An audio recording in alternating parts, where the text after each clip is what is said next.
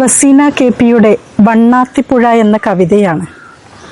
ഒസ്സാത്തിപ്പാത്തുവിൻ്റെ കണ്ണ് കലങ്ങിയ അന്നാണ് വണ്ണാത്തിപ്പുഴ കര കവിഞ്ഞത്. ഓള് കുളിപ്പിച്ച കുട്ടികളുടെ കണ്ണീരാണ് അതെന്ന ഒഴുക്ക് നിലച്ചൊരു വർത്താനം പുഴക്കരയിൽ വന്നടിഞ്ഞു. കയ്യിൽ പേറ്റുമരുന്നുകളുമായി പെറ്റോളെ കുളിപ്പിക്കാൻ പോകുന്ന പാത്തു ഈറ്റുനോവുള്ള വീടുകളെ എല്ലാം പ്രണയിച്ചു.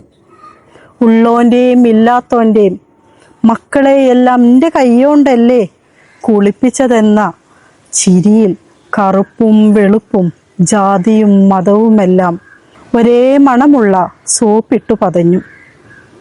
പെറ്റോളെ എണ്ണ തേപ്പിച്ച് കുളിപ്പിക്കുന്ന, നെയ്യിട്ട് മൂപ്പിച്ച് ചോറ് കൊടുക്കുന്ന, പേറ്റുലേഹ്യത്തിൻ്റെ മണം പരത്തുന്ന ഉള്ളം കൈയിലേക്ക് വന്നോലും പോയോരുമെല്ലാം കുട്ടിയെ കണ്ട കൈമടക്കി വെച്ചു. പുള്ളയുടെ കണ്ണും മോറും പുയ്യാപ്ലനെ മുറിച്ച് വെച്ച പോലേന്ന് ചന്തമുള്ള വാക്കെടുത്ത് കുഞ്ഞിന് പൗഡറിട്ടു.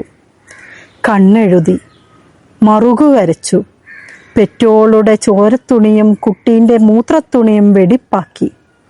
അത്തർ തേച്ചുണക്കി.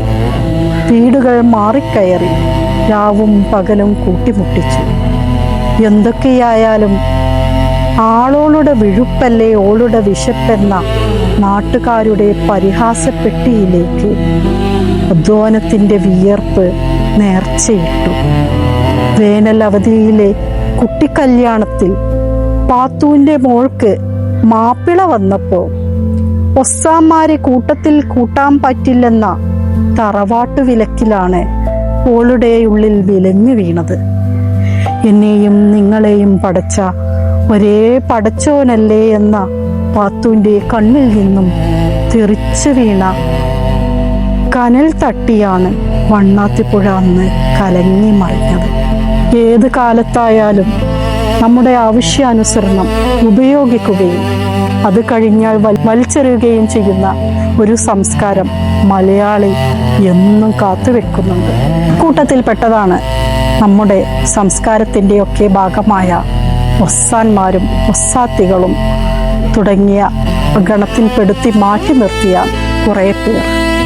മണ്ണാത്തിയും ഒസ്സാനും ഒസ്സാത്തിയുമെല്ലാം നമ്മുടെ ജീവിതത്തിൻ്റെ ഭാഗമാവുകയും നമ്മുടെ ആവശ്യം കഴിയുമ്പോൾ ദൂരത്ത് മാറ്റി നിർത്തപ്പെടുകയും ചെയ്യുന്നത് എന്തിനാണ്? അവരെയും നിങ്ങളെയും എന്നെയും ഒരേപോലെ സൃഷ്ടിച്ചത് ഒരാളാണെന്ന ആ ബോധ്യത്തിൽ നിന്നും പിറന്നു വീണ ഒരു കവിതയാണ്.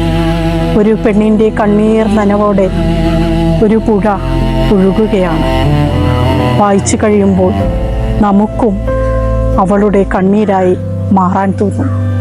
എല്ലാവർക്കും നന്ദി, സ്നേഹം.